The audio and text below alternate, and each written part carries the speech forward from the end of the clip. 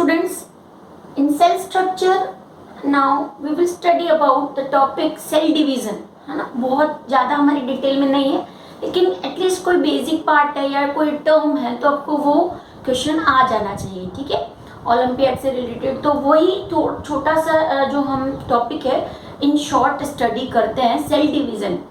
First of all, where is the need to divide a cell, है ना. दो हमारे पास क्वेश्चन है कि where is the need to divide the cell और व्हाई सेल डिवाइड्स. ठीक है, सेल डिवाइड क्यों होता है. तो हमने नीड की बात करी तो सेल टू टाइप्स में डिवीजन होता है सेल का. एक तो कोई ऑर्गेनिज्म जो है वो ग्रो करेगा. ठीक है, कोई लिविंग सेल है वो ग्रो करेगी तो सेल डिवीजन चाहिए. दूसरा, उसको अपने जैसा ही एक सेल रेप्लिकेट करना है, यानी that is the part of reproduction for generation of two different daughter cells. Different means two same kind of daughter cell, और उसको अपने जैसी ही जनरेशन अगर रेप्लिकेट करनी है तो सेल डिवाइड होता है. ठीक है, on the basis of these two types cell division are of two types, mitosis and meiosis, है ना. सबसे पहले कि why cell need to grow और divide. Because cell has to grow in size, because every organism grow to become mature, है ना, mature होने के लिए. And the second time, once the maturity is gain और once the stage of development is completed, the cell start reproducing. Means एक stage ऐसा आएगा कि जहाँ पर सेल को रिप्रोडक्शन करना है, तो जो सेल्स हैं डिफरेंट ऑर्गन्स में जो प्रेजेंट सेल्स हैं वो एक डिफरेंट काइंड से डिवीजन करती है. ठीक है, तो माइटोसिस एंड मियोसिस, है ना. जैसे आपको मैंने बताया था कि अगर माइटोसिस है ना, तो अगर जो भी हमारी बॉडी के अंदर सेल्स प्रेजेंट होती है उनको 2n कहते हैं. तो माइटोसिस होगा तो दोनों सेल जो है वो 2n एग्जैक्टली सेम बनेंगी, है ना. यानी क्रोमोसोम्स के नंबर वहां पर सेम रहेंगे. अगर हमारी बॉडी का कोई पार्ट ग्रो करता है तो वहां पर जो सेल डिवीजन होता है उसमें सेम सेल्स होती हैं. लेकिन अगर रिप्रोडक्शन होना होता है तो उसको बोलते हैं मियोसिस, है ना. और मियोसिस में क्या होता है, जो 2n सेल्स होती है वो n और n में डिवाइड होती है. मींस n और n क्या है, जो क्रोमोसोम्स के नंबर है वो हाफ हो जाते हैं. यानी जो भी सेल है वो उसकी रिप्रोडक्टिव जो सेल होगी उसमें क्रोमोसोम्स के नंबर हाफ होंगे. फिर जब मदर सेल और फादर सेल कंबाइन यानी फ्यूजन होगा दो सेल्स का, या n और n का फ्यूजन होगा तो फिर से 2n होगा. लेकिन वहां पर n जो है वो एक डिफरेंट सेल से आया और दूसरा जो n है वो एक डिफरेंट सेल से आया है. ठीक है, सो हमको ये नहीं समझना, ये है डिप्लॉइड और हैप्लॉइड टर्म है. डिप्लॉइड मतलब डबल जो ऑलरेडी प्रेजेंट होते हैं क्रोमोसोम्स वो, और हाफ हो जाते हैं डॉटर सेल्स में तो वो कहलाते हैं haploid chromosomes.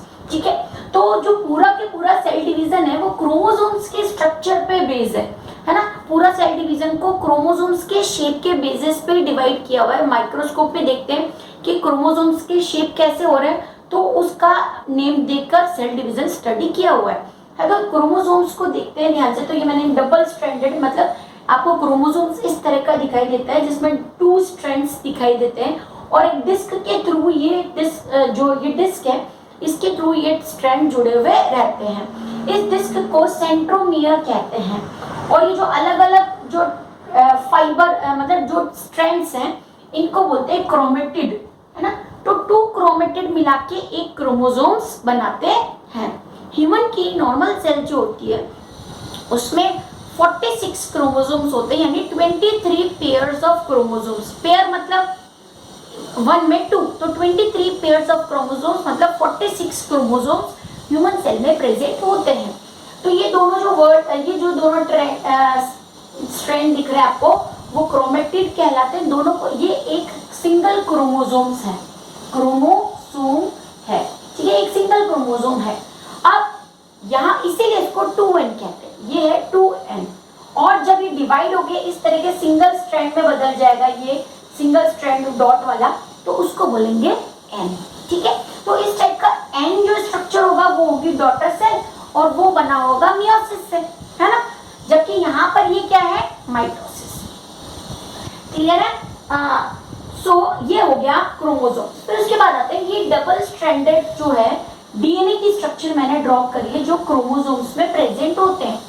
DNA is double standard helical structure. Helical मतलब सीढ़ी जैसी स्ट्रक्चर होती है, उसमें जो ये इस टाइप के स्ट्रैंड्स बने हुए होते हैं, ये है ना, और ये एक्चुअल में न्यूक्लियोसाइड और न्यूक्लियोटाइड होते हैं। अब डीएनए के अंदर क्या क्या प्रेजेंट है वो उसके नेम में ही है, डीऑक्सीराइबोज न्यूक्लिक एसिड। डीऑक्सी मतलब एक तो इसमें न्यूक्लिक एसिड जो होते हैं वो आपको मैंने बताया 2 टाइप्स के होते हैं, डीएनए और आरएनए, है ना।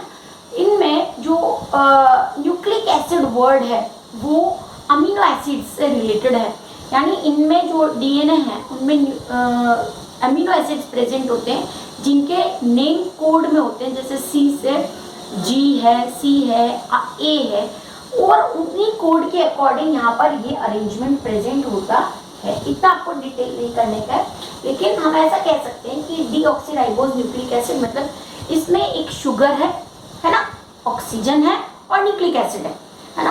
फिर शुगर कौन सी है, राइबोज, है ना, डीऑक्सीराइबोज शुगर न्यूक्लिक एसिड, है ना। तो डीऑक्सी का मतलब उसमें एक ऑक्सीजन कम होती है और राइबोज न्यूक्लिक एसिड में ऑक्सीजन होती है ना, ये मीनिंग होता है। तो डीएनए का ये डबल स्ट्रैंड हेलिकल स्ट्रक्चर है जो वॉटसन एंड क्रिक ने डिस्कवर किया था।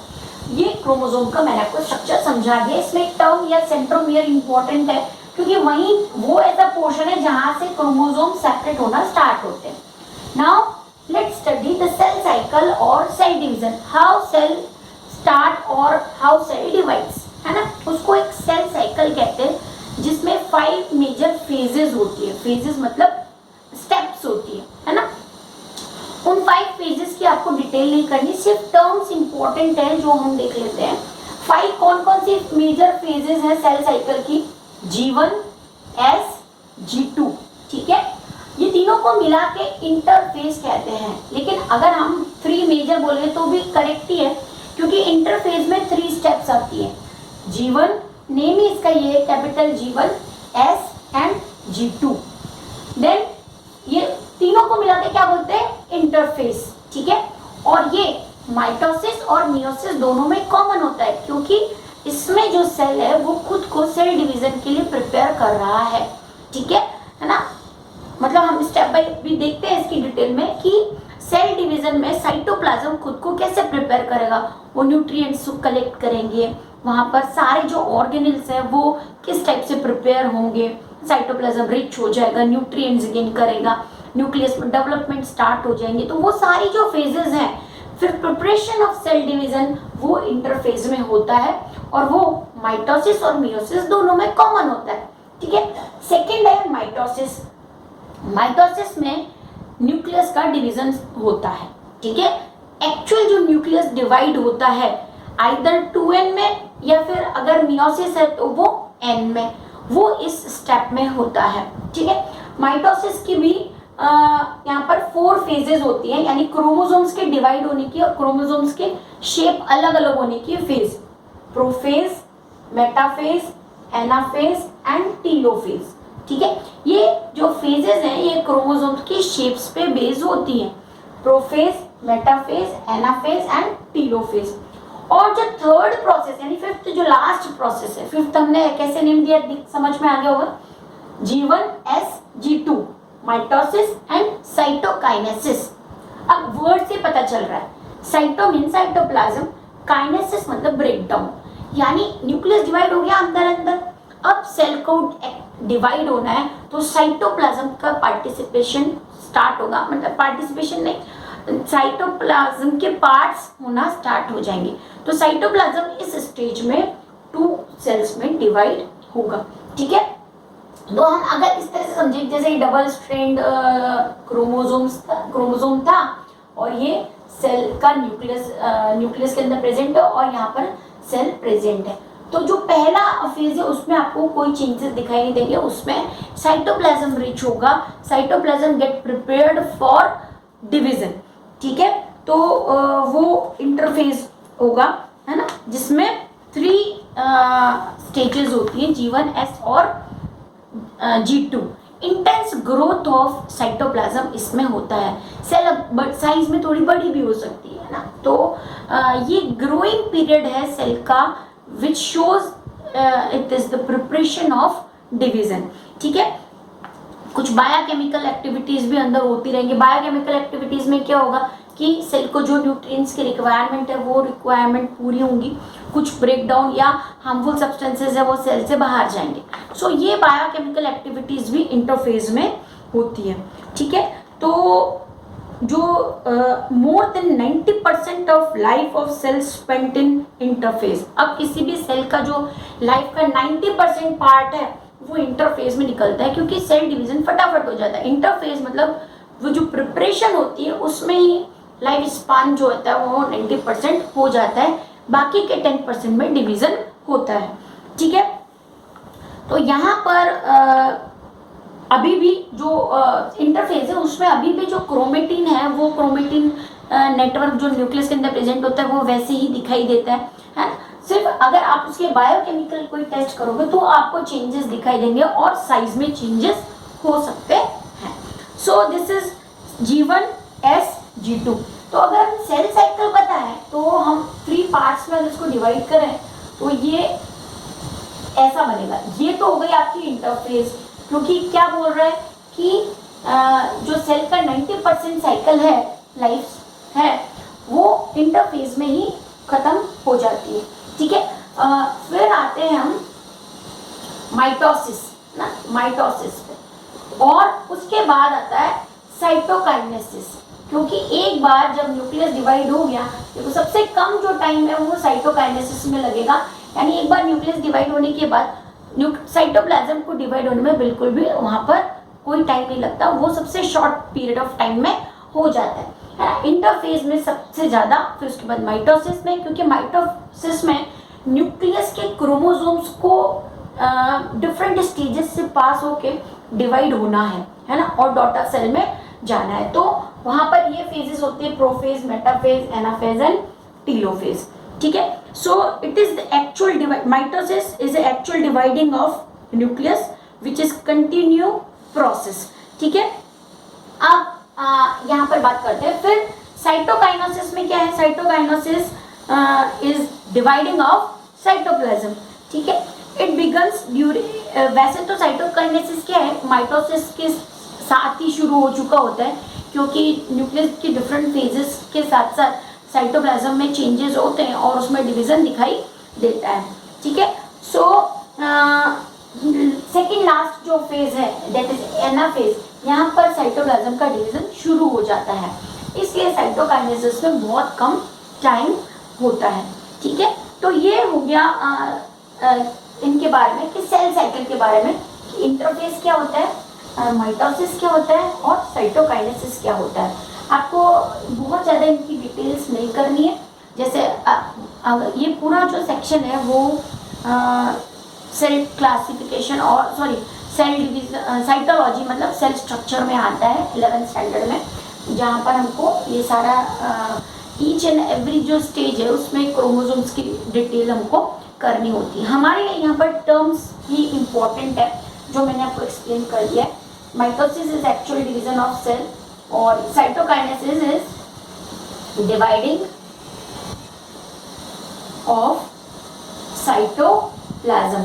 ठीक है, which takes a short period of time. तो ये मैंने आपको इससे रिलेटेड कुछ क्वेश्चंस में बताया कि जैसे इंटरफेज में कॉमन है, इंटरफेज मियोसिस होगा तो भी इंटरफेज होगा, माइटोसिस होगा तो भी इंटरफेज होगा।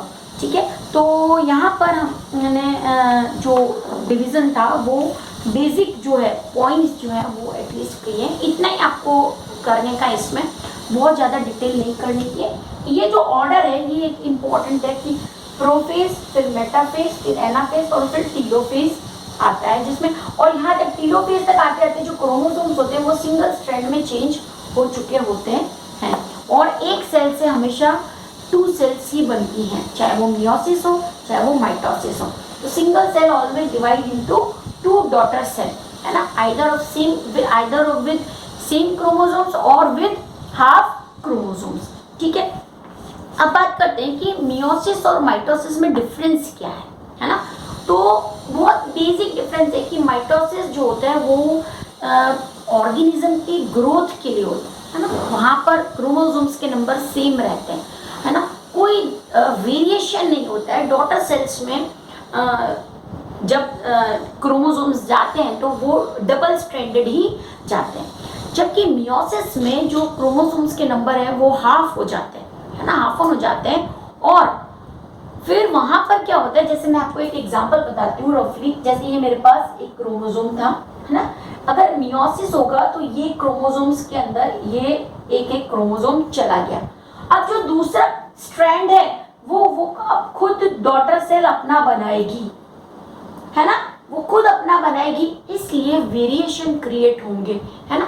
तो जेनेटिक वेरिएशन जो है वो मियोसिस से होते हैं, माइटोसिस से कोई वेरिएशन नहीं होते। देयर इज सिमिलैरिटी और similar daughter cells formed during mitosis, है ना। तो जेनेटिक वेरिएशन का जो पॉइंट है वो मियोसिस से ही रिलेटेड होता है, क्योंकि वहां पर क्रोमोसोम्स के नंबर हाफ हो जाते हैं। So this is the important point and difference between mitosis and meiosis, genetic variation and. तो 3 पॉइंट्स हो गए हमारे पास। First, mitosis is responsible for growth of organism when cell grows or organism grows, है ना, to a particular age, then similar type of cells are formed.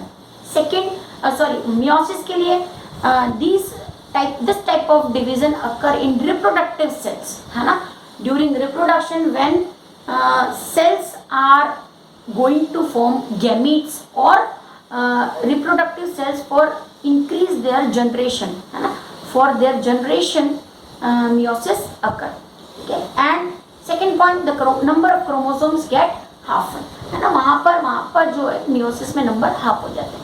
Second है similar type of cells are formed in meiosis and mitosis.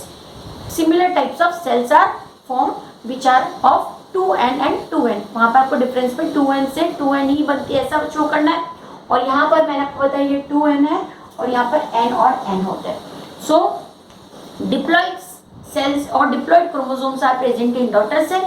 In meiosis haploid chromosomes are present. There is no genetic variation observed in mitosis, but meiosis genetic variation is the characteristic property of meiosis because chromosomes number get halfen and another strain or another part is generated by cytoplasm of daughter cell, इसलिए वहाँ पर variation होंगी, ठीक है। So this is all about the basic theory of cell division.